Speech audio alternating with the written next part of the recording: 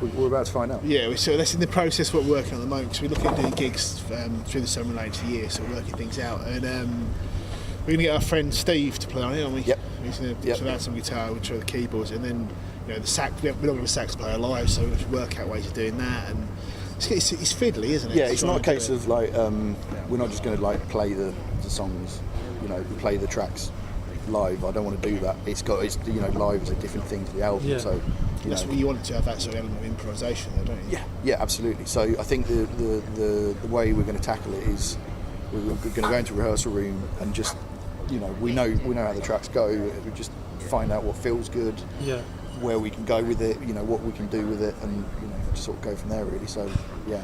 Some of the most exciting things you see with the band is when it all falls to bits, or when the band's absolutely at the edge of their ability, and like I want to take it out to that, even though sometimes it probably will go wrong, and sometimes it will fall apart. But it's better to take the risks and try and do something interesting on stage rather than just knocking out a really well rehearsed straight set, which probably we wouldn't do anyway. Which takes some risks live. It's what makes it, I think, as an audience, someone in the audience, I expect bands to not play the record the same as they do on stage. I want to see something exciting.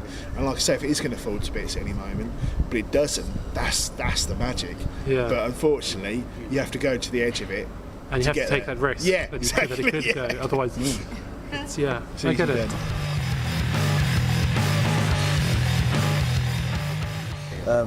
I play bass in another band called the Murder Barn, which is I don't know, sort of quite a dramatic kind of outfit, sort of. I don't know. You'll have to look them up. I also play bass in another band called 10 Times the Man You'll Ever Be, which we're just putting stuff together. That's going to be fun. It's just a little. It's a great name. It is, isn't it? It's just a little 4-piece, so that's going to be fun. And then I'm working with several bands because I'm a recording engineer on various projects. I'm working with a band called Silvery. I've done their last few albums, so we're just working on a new single for them. That's turning out quite cool. I've been working quite some time on an album with a girl called Jessica Grace, which will be good. We've got some good people playing on that album. Busy. Nice. I'm doing another album, my own stuff that'll be out in sort of 2nd of October time, which Ker's producing for me. Looking forward to doing that. And I'm doing so that'll be my main focus for the rest of the year, I would imagine. And then I'm doing an electronic sort of weird noise thing with my friend Alex called Yonks, which is just some strange noises, really. It's a very acquired taste. So a bit of Marmite. Oh, you play it really good. There's some people love it, and some people just go, "This is just great. It's really weird."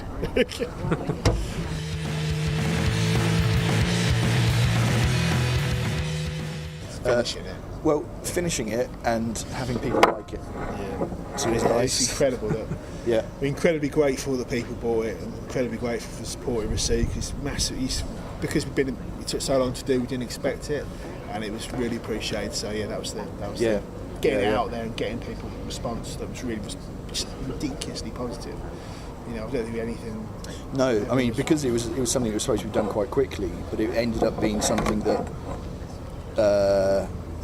we sporadically working on that. Over the course of that time, it changed quite a lot. So there's always this fear that you kind of lost sight of it. Yeah. And you're going to put it out, and people go, "What's this?" But people seem to get it. That was the cool thing. That people seem to. Yeah. People got the reference points as well, didn't they? Yeah. But no, it was great putting it out there and sort of seeing it on the Bandcamp charts, sort of Mad Villain and stuff. It's just a weird little record we made with my mates, and it's selling. It's just ridiculous. I was really chuffed, but it's like, just don't expect stuff like that. You know what I mean? It's not in my realm of knowledge, really. No.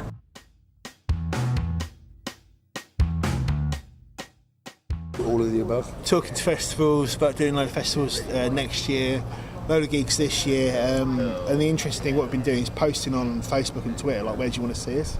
And remarkably, people have been coming up back with a load of venues and places, yeah. which is just fantastic.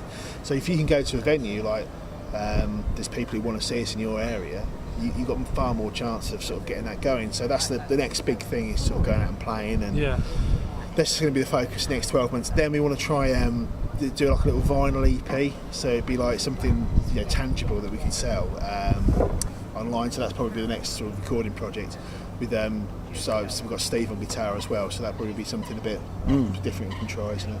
Yeah, it's just, not consciously fantastic duck. That's the next album name. Fantastic Duck.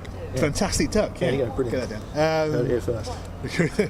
But yeah, just doing and trying to do things as well. The next one where it won't be anything like the one we just did before. Just trying to keep trying new things. Yeah. Especially having Steve on guitar, I would imagine it'd be completely different sound. So. It's great. I mean, because the fact that it's instrumental and everything, and because we're doing it with our mates, that we can keep this kind of ball rolling of going, what about this? There's no. I mean, a lot of the tracks on the last one came from. Not even from riffs, but from, like I said with HR, how many chords can we get away with? And I think as well, you can sort of, because there's no record company involved, you haven't got to ask them permission. Yeah. It's like, what's the worst that can happen is the audience goes, well, it's so rubbish. But at least you take the risk, because you're not, at least it will still get put out, because you're not going to have a record company go, well, I don't like it. Yeah. And that's why, we consciously decided not to sign to a label, because, we wanted to have control of our artwork, control of the mastering, control of the finances. We wanted to make sure things were audited properly. And we were offered several record deals, and we turned them down because, we thought they weren't very good. And the worrying thing is, they were decent labels, and they're decent by industry standard deals. Yeah. But when you actually see the reality of it, it was the sort of deals you would have been fantastic 10 years ago. You would have gone, oh, this is brilliant. But when you sit down with a calculator and go, well, we can just do this ourselves, can't we? Yeah. Yeah. We're quite, through a lot of Matt's work, we're quite proactive as a band of organising our own affairs. And a lot of these deals, it's like, well, you're going to take this over and do it worse than we are. Yeah. There's a lot of good people who work for companies. But oh, yeah, absolutely. But it just... For where we are at the moment, it wasn't. They're just not where. If you're going to sell, if we sell 3,000 copies of the record, we're well happy with that. That's brilliant. Yeah. And and the projections the record company was saying to us were around 3,000 copies. So I was like, well, if we can do that ourselves, what do we need you for? We're taking a slice of the pie. Yeah, it's just completely pointless. We're not looking to get financing to go and play Wembley Arena or anything. So it's like realistically expectations. Yeah, exactly. Yeah. To get to the level we want to be at. Yeah. We're kind of it's all going in the right direction. We're pretty much, I mean, we've already exceeded our expectations. Expectations were excessively low anyway. Yeah. So to say what we were saying was fantastic. What did you say? We've finally reached obscurity. Yeah, we're obscurity now. Yeah. Always dreamt of that. We've hit obscurity. Yes. Finally an obscure band. It's brilliant. Can't tell you how happy we are.